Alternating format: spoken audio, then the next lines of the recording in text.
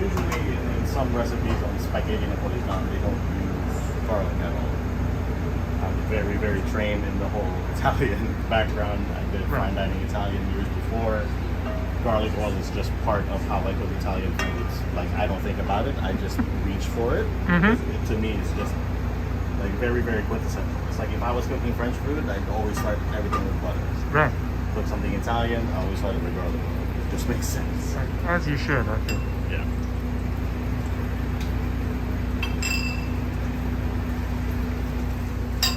So this is actually a recipe from when they were first opened. The only thing I altered or had updated on the recipe is the amount of Tabasco there was on the sauce, which some people might find a little bit too strong. So I decreased it a little bit. I added some more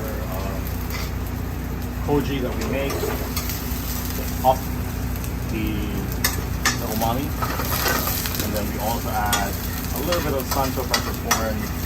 It's going to add to the nose, so to speak.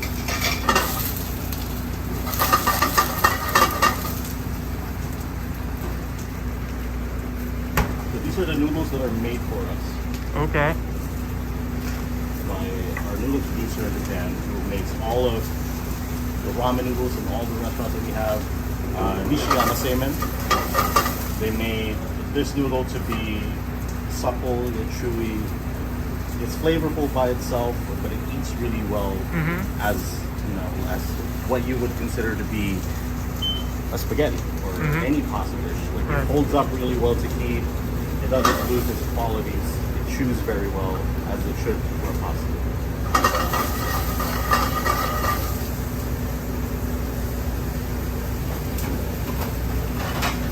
This, much like all the noodles that we have in all the ramen shops that we have, is aged, so it chews better. And it gets delivered pretty much flown in every week. Oh wow! Like so, they make it for us fresh.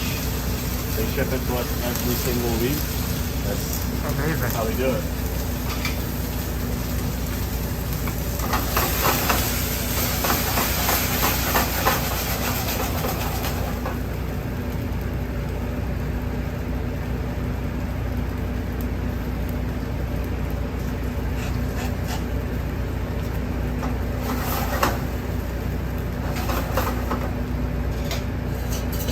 I think it surprises people whenever they taste the dish. They're like, oh, it's a ketchup spaghetti. Like, how good could it be? Right? It's like, I have ketchup at home. I have pasta at home. Like, how good could it be? Right. It's just how it's put together. Like I said, ordering product that's like at the height of its season, best of what you can responsibly get, something that's sustainable. And that's something that at least I want to push forward to the menus that we have here. Just making sure that we're sticking to the same idea of representing Italian cooking and Japanese cooking, Italian techniques and Japanese techniques, and making sure that we're paying respect to every step of the way without trying to reinvent the wheel. Yeah.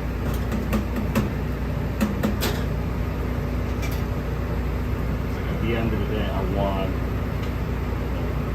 Japanese people to come in here, they eat the food, they're like, oh, this still makes sense. Clearly this group, this restaurant is paying attention to what they're doing and, doing every bit of food preparation or technique justice and representing it well.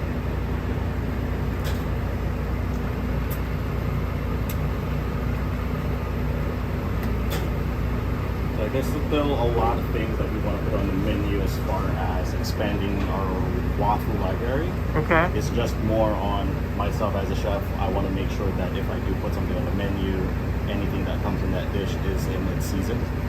So it's more of like a push and pull. Like, do I put this in now, even though this is a winter dish? Do I put this on now, even if it's like a summer dish? Do I serve a summer dish during winter time? Right. So that's where like the chef brain blinks.